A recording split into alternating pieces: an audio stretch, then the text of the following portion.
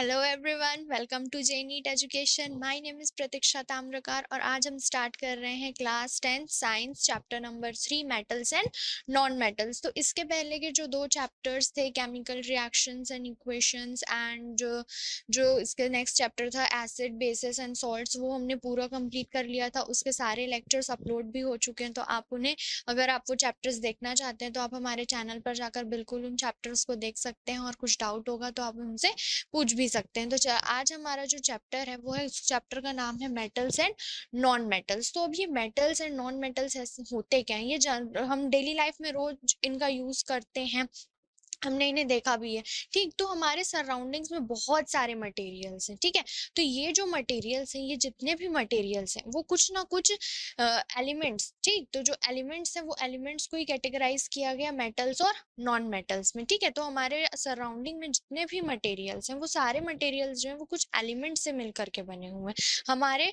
अर्थ पे कितने एलिमेंट्स हैं टोटल? 118 एलिमेंट्स हैं। ठीक है, तो ये इन 118 एलिमेंट्स को उनकी जो केमिकल प्रॉपर्टी है, फिजिकल प्रॉपर्टी है, उसके अकॉर्डिंग डिवाइड किया गया कि दो पार्ट्स में डिवाइड किया गया, मेटल्स और नॉन मेटल्स में। ठीक, तो इन मेटल्स की कुछ केमिकल प्रॉपर्टी, फिजिकल प्रॉपर्टी अलग होती है, सिमिलरली नॉन मेटल्स की भी अलग होती है। इसके बाद इनका एक और तीसरा टाइप देखेंगे हम, मेटलॉइड्स देखेंगे।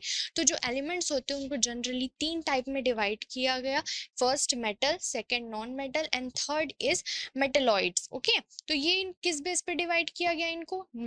इनकी जो केमिकल प्रॉपर्टी और फिजिकल प्रॉपर्टी के बेसिस पर इनका डिवीजन किया गया कि कोई जो सब एलिमेंट है वो मेटल होगा, कोई एलिमेंट नॉन मेटल होगा, इस तरीके से। ठीक, तो चलिए देखते हैं कि मेटल्स क्या होते हैं।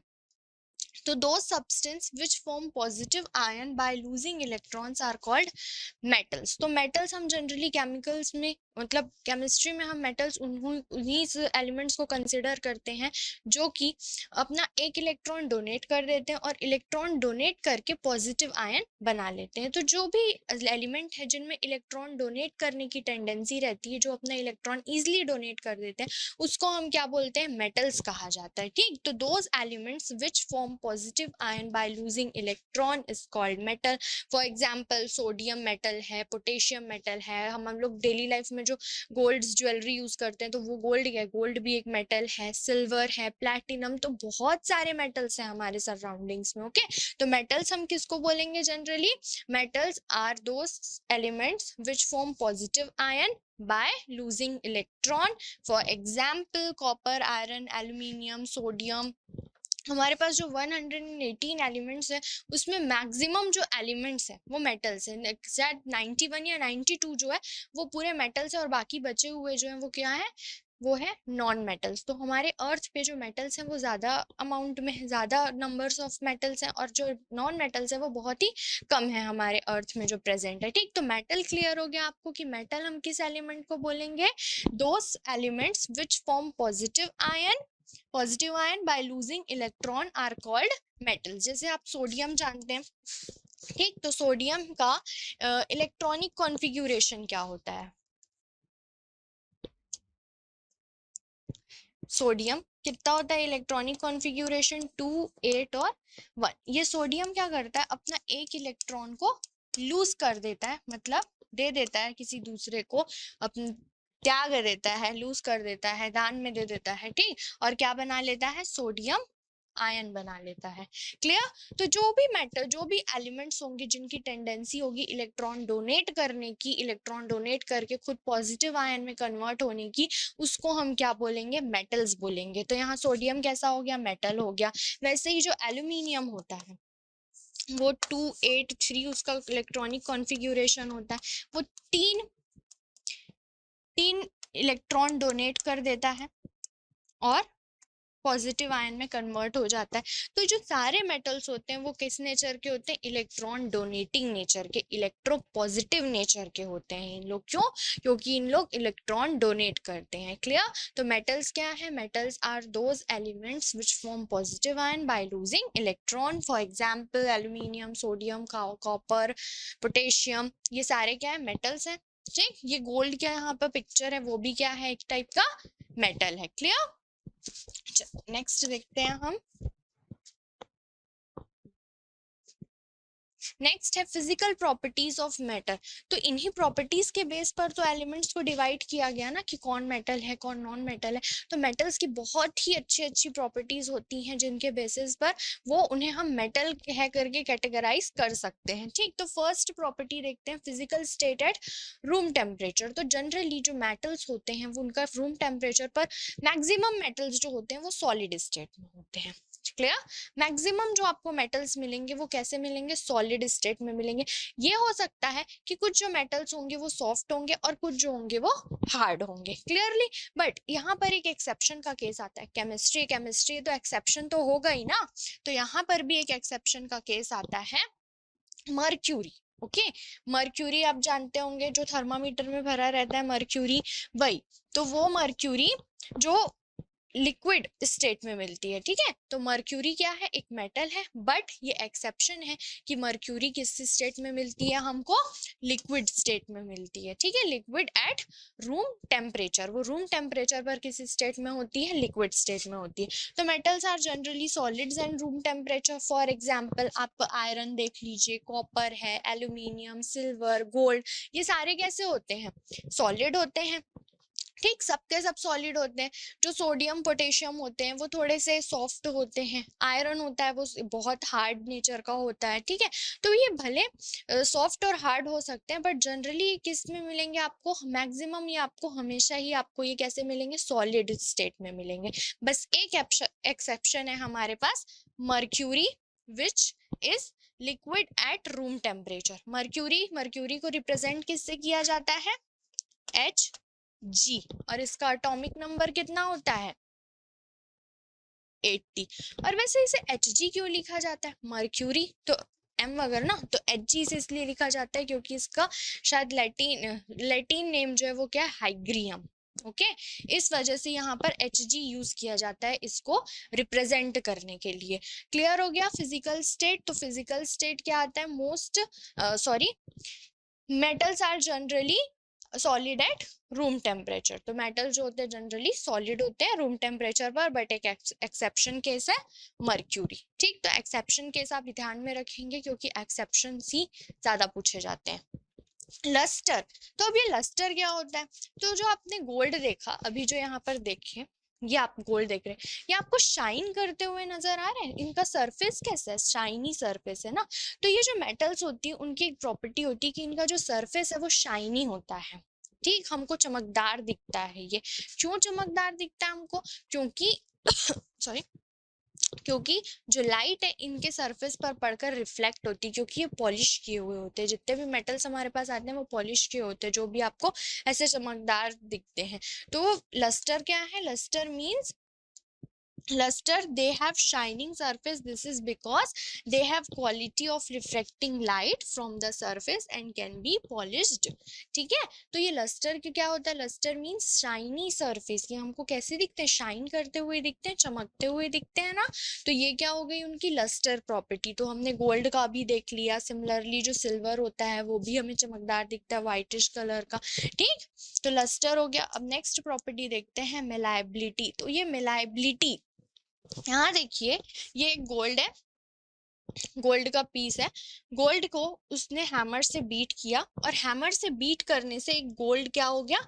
एक थिन शीट में कन्वर्ट हो गया। ठीक, तो यही प्रॉपर्टी, इसी प्रॉपर्टी को हम क्या बोलते हैं?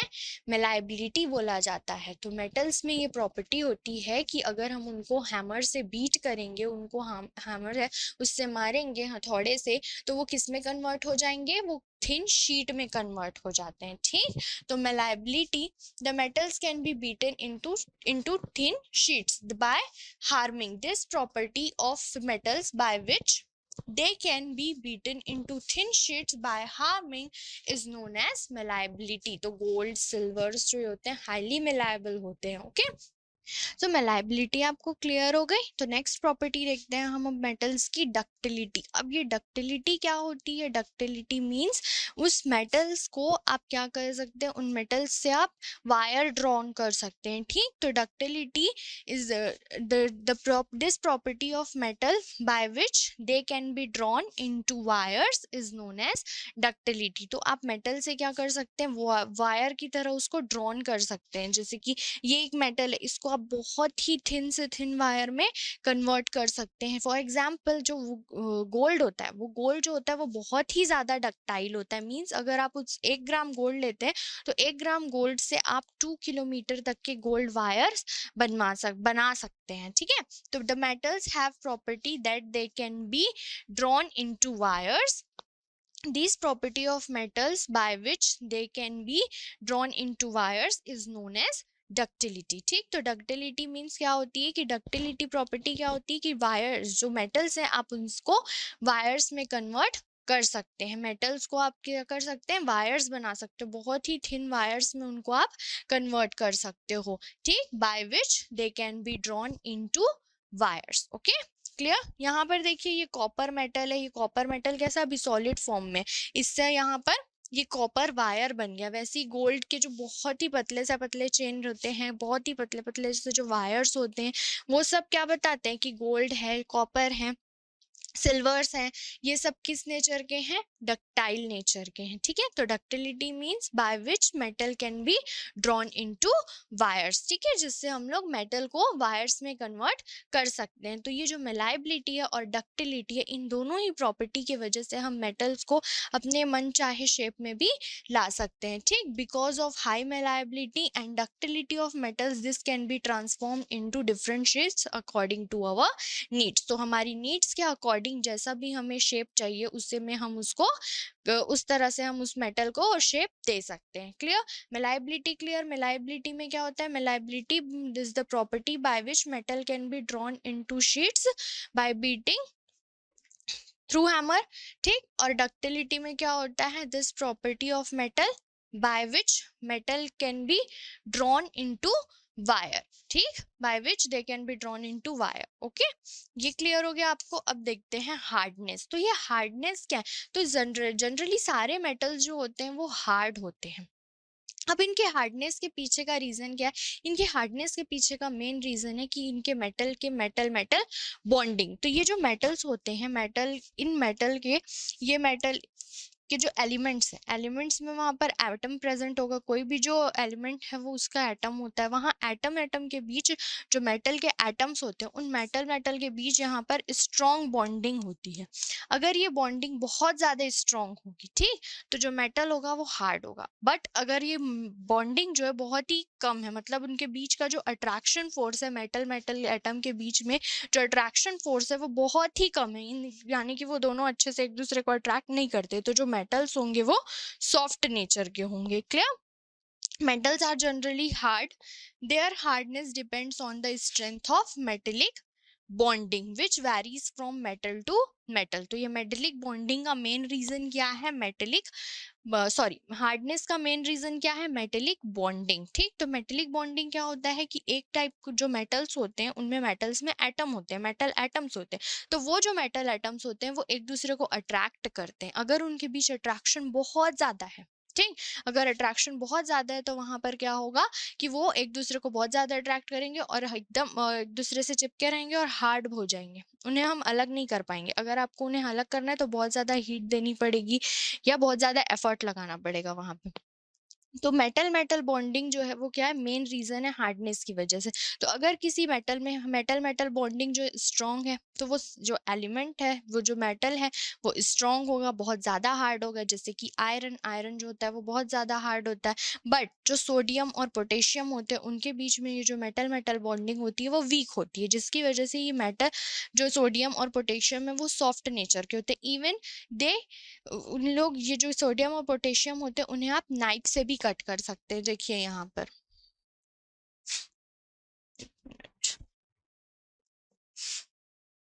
ये पिक्चर देखिए, ये सोडियम का पिक्चर है, यहाँ पर ये नाइफ है, इस नाइफ से इसे यहाँ पर कट किया जा रहा है। तो सोडियम और जो पोटेशियम होते हैं वो बहुत ही सॉफ्ट नेचर के होते हैं, इसे आप नाइफ से भी इजीली कट कर लेंगे। जब आप क्लास 11th में जाएंगे और जब प्रैक्टिकल करेंगे वहाँ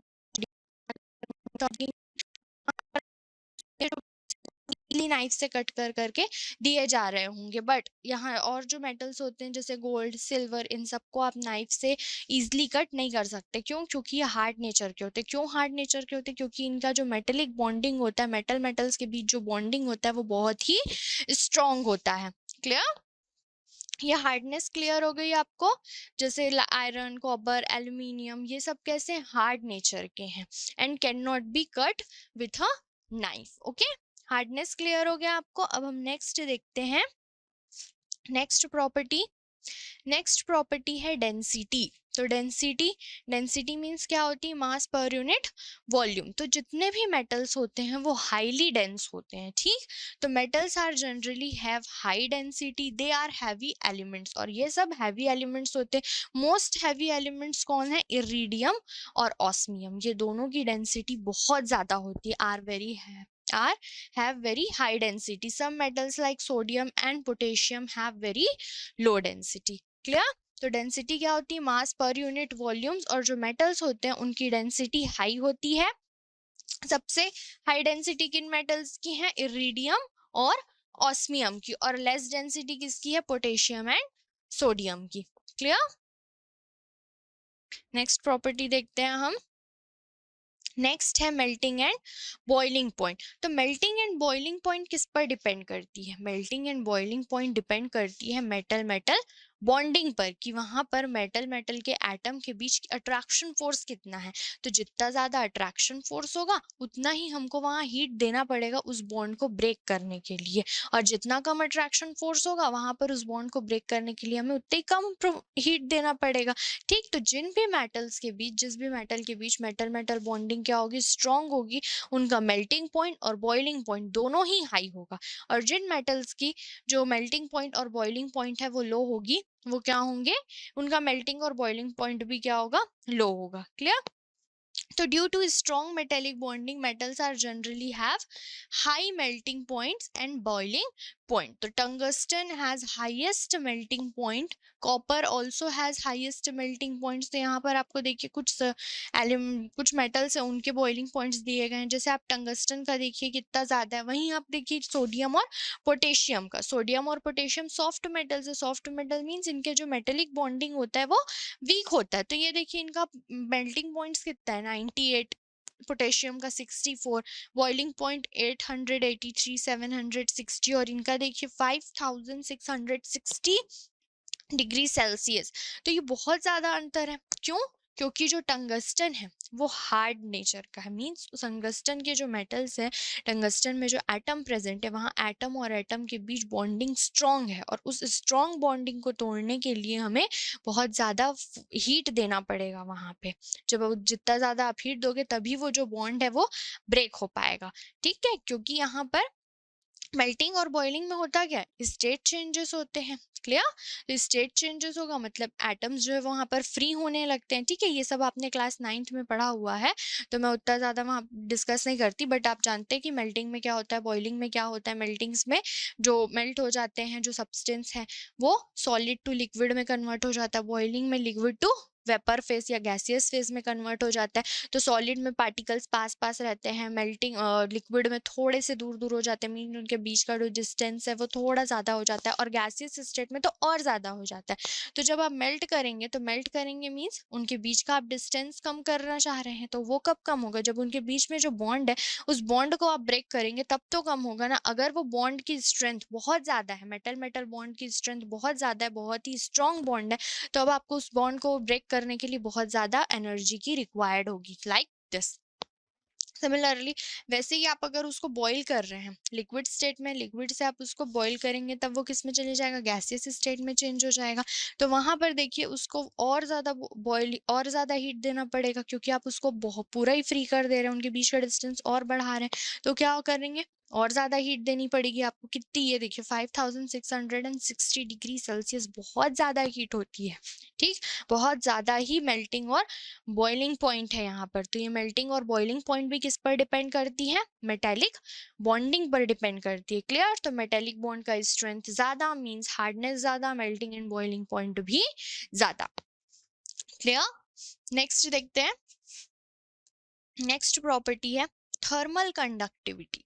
तो थर्मल कंडक्टिविटी यहाँ पर हीट से रिलेटेड है, कि ये हीट को कंडक्ट करते, मींस हीट को वन एंड से दूसरे एंड तक ले जा सकते हैं, इनके कंडक्ट करने की प्रॉपर्टी होती है। क्लियर? तो ये अब हमने कैसे पता चला कि जो मेटल्स होते हैं उनको उनके जो वो जो होते हैं थर्मल कंडक्टिविटी रखते हैं, मीन्स अपने में से हीट को क्या करते हैं, फ्लो होने देते हैं। ये कैसे पता चला, यहाँ पर एक एक्सपेरिमेंट, एक एक्टिविटी दी हुई है आपके एनसीईआरटी बुक में कि एक रॉड ले लेते हैं, मेटल वायर लिया गया है, यहाँ पर मेटल वायर है, यहाँ पर उसके एक एंड को ये बीच में उसे गर्म किया जा रहा है और यहाँ पर लास्ट में ये मोम वैक्स लगा हुआ और वैक्स से एक पिन को अटैच कर दिया गया वहां पर और इसे बर्न करना स्टार्ट करते। तो जैसे जैसे ये बर्न होते जाती, कुछ समय बाद आप देखेंगे कि ये जो वैक्स है वो मेल्ट होने लगता है और मेल्ट होने के साथ ये जो यहाँ पर पिन लगी हुई होती वो भी नीचे गिर जाती। तो ऐसा क्यों हो रहा है, क्योंकि यहाँ पर से जो हीट इस पार्ट को मिल रही है वो कहाँ जा रही है, वो इधर इस एंड से जाते जाते जाते कहाँ पहुंच गई, इस एंड पर पहुंच गई जहां पर ये एक मोम और उसमें एक पिन अटैच था। तो जिससे कि इसको मोम को भी हीट मिली, वैक्स को हीट मिली और हीट मिलने से क्या हो गई, वो जो उससे पिन अटैच थी वो पिन नीचे गिर गई क्योंकि जो वैक्स था वो मेल्ट हो गया। तो इससे क्या पता चलता है कि हमें ये जो मेटल्स होते हैं वो हीट को अपने में से फ्लो होने देते हैं, मीन्स ये थर्मल कंडक्टिविटी शो करते हैं। ठीक, तो यहाँ देखिए, metals are generally good conductors of heat, that is their thermal conductivity is high. तो silver is best conductor of heat, then copper है, aluminium also have good thermal conductivity, lead is the poorest conductor of heat. तो सबसे अच्छा conductor कौन सा है, silver है। सबसे जो पुअर कंडक्टर कौन सा है, लेड है। Mercury is also a poor conductor of heat क्योंकि वो तो लिक्विड स्टेट में है ना। क्लियर, थर्मल कंडक्टिविटी क्लियर हो गई। थर्मल कंडक्टिविटी मींस कि जो मेटल्स होते हैं वो अपने में से फ्लो होने देते हैं हीट को। ठीक है, जैसे करंट फ्लो होता है ना, वैसे ही इन लोग क्या करते हैं, यहाँ पर ये अपने में से हीट को फ्लो होने देते हैं। जैसे एक एंड पर यहाँ पर अगर ये जो बर्न किया जा रहा है लैंप से, बर्नर से इसको जलाया जा रहा है, गर्म किया जा रहा है, तो यहाँ पर क्या होगा कि यहाँ पर ये पार्ट गर्म होगा, इस पार्ट से जो हीट है वो कहाँ जाएगा, इधर फ्लो होते जाएगा, इधर भी फ्लो होगा, इधर भी फ्लो होते चले जाएगा। ठीक, जिससे कि ये एंड भी गर्म हो जाएगा और ये एंड गर्म होगा तो इससे जो हमने वैक्स अटैच किया है वो मेल्ट होना स्टार्ट कर देगा और वो मेल्ट हो जाएगा जिससे कि वो पिघलने लगेगा और नीचे गिर जाएगा। क्लियर, तो इससे हमें पता चला कि जो मेटल्स होते हैं वो क्या होता है, थर्मल कंडक्टिविटी शो करते हैं। The conduction of heat by any substance is known as thermal conductivity. Clear, next हम देखते हैं electrical conductivity. Electrical conductivity means tendency to flow current. ठीक, तो ये अपने में से जो मेटल्स होते हैं वो अपने में, यहाँ मेटल्स के पास आपको पता है फ्री इलेक्ट्रॉन्स होते हैं, आउटर मोस्ट शेल होता है उनका, उनका वैलेंस शेल होता है, वहां पर फ्री इलेक्ट्रॉन्स होते हैं। तो फ्री इलेक्ट्रॉन्स की ही वजह से यहाँ पर ये इलेक्ट्रिसिटी को कंडक्ट कर पाते हैं, मतलब अपने में से इलेक्ट्रिसिटी को फ्लो होने देते हैं। ठीक, तो due to presence of free electrons metal allows electricity to pass through them. तो मेटल्स अलाउ करते हैं इलेक्ट्रिसिटी को कि वो उनमें से पास हो जाए। तो यहाँ पर देखिए, ये एक सेटअप है जिसमें से यहाँ पर बैटरी, एक क्लिप्स लगे हुए हैं, एक स्विच और एक बल्ब लगा हुआ है। यहाँ क्लिप्स के बीच में अभी कुछ नहीं लगा हुआ है। अगर आप यहाँ पर एक मेटल वायर लगा देंगे, ठीक है, तो मेटल वायर लगा देंगे तो ये जो सर्किट है, इलेक्ट्रिक सर्किट है, वो कंप्लीट हो जाएगा। जिससे ही आप स्विच ऑन करेंगे वो बल्ब ग्लो करने लगेगा। बट अगर अभी इस कंडीशन में जब वहां पर कोई भी मेटल वायर नहीं लगा है तब आप स्विच ऑन करेंगे तो वहां पर बल्ब ग्लो नहीं करेगा। आप जैसे ही यहाँ पर एक मेटल वायर लगाते हैं, ये सपोज ये जो पर्पल कलर में आप शो दिख रहा है वो क्या है, मेटल वायर है। तो जैसे ही आप यहाँ पर एक मेटल वायर लगाएंगे वो बल्ब क्या हो जाएगा, ग्लो करने लग जाएगा। क्यों, क्योंकि यहाँ पर से जो करंट पास हो रही है वो इस मेटल वायर में से पास होके कहाँ पहुंच गई, बल्ब में। ठीक है, बट वहां पर कुछ नहीं था जब, तो वहां पर करंट कहाँ से फ्लो हो, यहाँ बीच में तो उसको कुछ मीडियम ही नहीं है जिससे कि वो इधर इस बल्ब के साइड पर पास हो पाए। क्लियर, तो यहाँ पर जो मेटल्स होते हैं वो मेटल्स कैसे होते हैं, इलेक्ट्रिकल कंडक्टिविटी शो करते हैं, मींस इलेक्ट्रिसिटी को अपने में से फ्लो होने देते हैं, पास होने देते हैं। ठीक है, pass through the electricity to pass through the them, they are good conductors of electricity. जो सिल्वर होता है, silver is the best conductor of electricity. ठीक, सेकेंड कॉपर है, copper is also best conductor of electricity, लेकिन सबसे अच्छा conductor कौन सा है, सिल्वर है। ठीक, उसके बाद कॉपर है। क्लियर?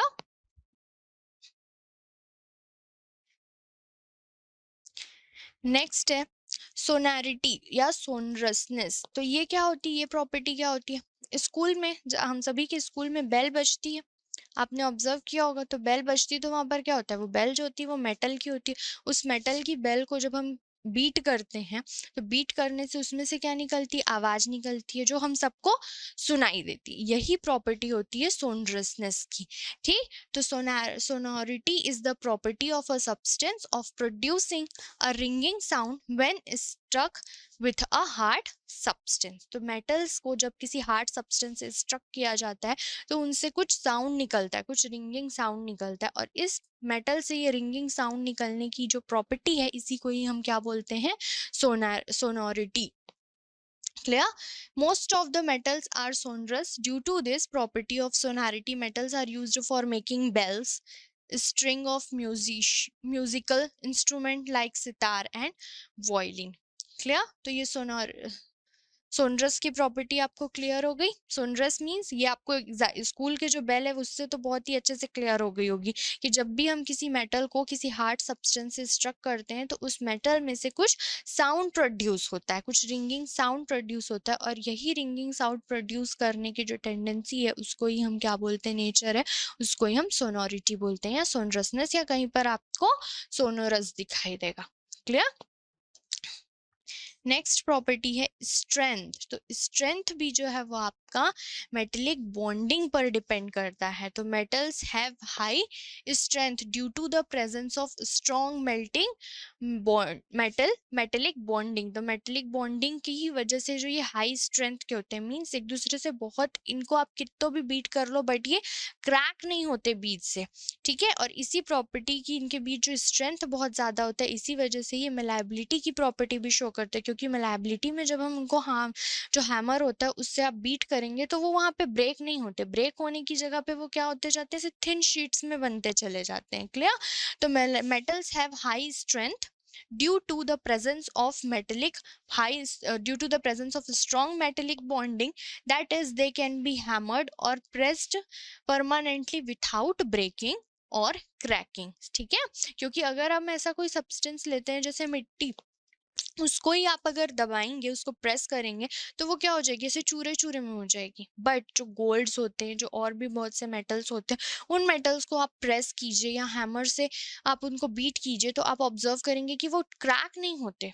ठीक है, वो टूटते नहीं हैं। क्यों नहीं टूटते? क्योंकि उनका स्ट्रेंथ बहुत ज्यादा होता है, उनकी मेटेलिक बॉन्डिंग बहुत स्ट्रांग होती है, जिससे वो एक दूसरे से अट्रैक्टेड रहते हैं उनके मेटल्स, और अलग अलग नहीं हो पाते। Clear? Due to their high strength they can hold large weights. Last property है colors। तो metals are usually shine silver और grey in colors। तो generally metals जो होते हैं वो silver color या grey color, जो gold होता है वो yellowish type का होता है, copper is reddish brown in color, while golden has while gold has golden yellow appearance। ये हमने स्टार्टिंग में ही देखा था। ठीक है, ये आपको क्लियर हो गया। तो जो कलर होता है वो, इन जो मेटल्स होते हैं वो जनरली सिल्वर या ग्रे कलर के होते हैं, या कलरलेस भी होते हैं कुछ मेटल्स जो होते हैं। ठीक, जो गोल्ड होता है वो येलोइश कलर का होता है। क्लियर? आई होप आपको ये जो मेटल्स हैं उनकी सारी प्रॉपर्टी क्लियर हो गई होगी, उनका nature, malleability, ductility, colour, strength, melting and boiling point, तो ये सारे आपको क्लियर हो गए होंगे। तो आज के वीडियो में बस इतना ही। मिलते हैं नेक्स्ट वीडियो लेक्चर में, जहाँ पर हम मेटल्स की कुछ केमिकल प्रॉपर्टी के बारे में डिस्कस करेंगे। तो अगर वीडियो आपको पसंद आए तो लाइक, शेयर और सब्सक्राइब जरूर कीजिएगा, और अगर आपको कुछ डाउट है तो आप कमेंट सेक्शन में पूछ सकते हैं। तो मिलते हैं नेक्स्ट वीडियो लेक्चर में। Thank you.